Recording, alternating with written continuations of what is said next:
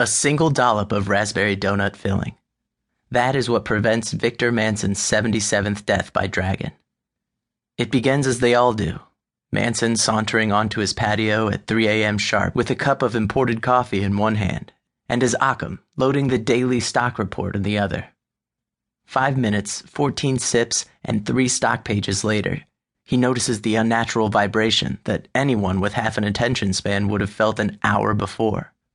So he gets up, taking the cup but leaving the tablet, and adjusts his vacuum-sealed royal blue designer boxers as he wanders onto his lawn. The vibrating morphs into the stampeding step of something twice the size of an elephant.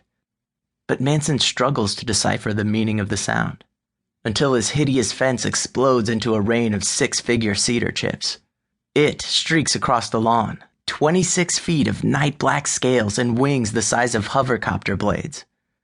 Clawed feet hit the ground running. Sharp eyes lock onto the stupefied Manson. For 2.1 seconds, the man thinks he's dreaming, and the flight response doesn't kick in until the stream of fire hits his face dead on. The raspberry filling lands with a dull plop on a large piece of shredded fence. Everything stops. The murderous dragon freezes mid-fire stream. Manson gets stuck with his hands held up in a pitiful attempt to get a "please don't eat me" message across to something that gives him less consideration than a cow. The grass doesn't burn. There are no screams, and the dragon doesn't soar over the house and disappear into the night like it has 76 times before. Despite several attempts, the death scene reconstruction won't start moving again. And before it can be reset, another foreign element invades it. A person, named Jean, whose lips are stained an incriminating shade of red. "What's crackin', firecracker?" My illusion disintegrates. The meticulously constructed dragon fades away to reveal a bustling cul-de-sac. IBI vehicles with flashing lights blocking the entrance to Pennamore Street, and a crowd of hapless passers-by staring stupidly from behind the digital "do not cross" boundary. Manson's terrified face dissolves.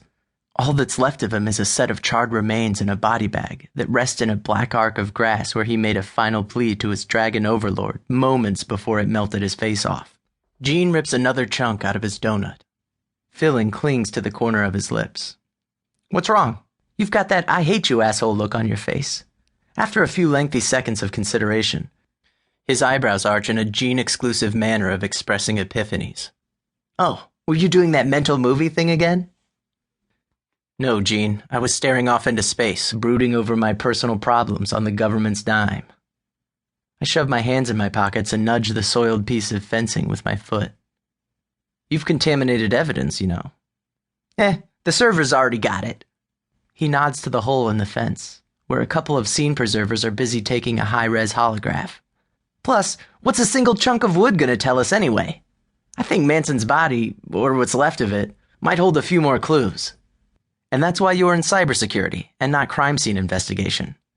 Using the location of every piece of wood from the fence, I can extrapolate how big the thing was that killed Manson, what shape it was, how fast it was moving, what direction it came from, and what direction it went.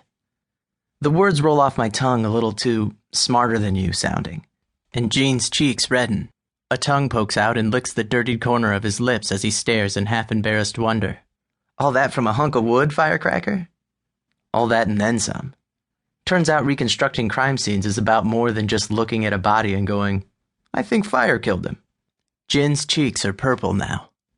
"Hey, that was an accurate observation." "And now Briggs thinks you're an idiot." "He thought that already." "Well, you didn't have to confirm it." "All right, Ginger Genius. You tell me what killed old Manson then." He shoves the last bit of donut in his mouth and proceeds to lick the mess off his fingers one by one. "A dragon," I say. Jean pauses with a pinky finger pressed to his tongue. "Huh?" "A dragon, or what I shall call a dragon. My best guess at the moment is that it's some escaped genetic experiment from a local laboratory or an illegal underground project. There are other explanations, but few are plausible.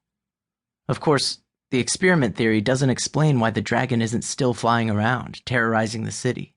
My mental movie, as you put it, fails to adequately account for its disappearance." To keep listening to this audiobook, I've left you a link in the description so you can do it. at no cost thanks to Audible's 30-day free trial.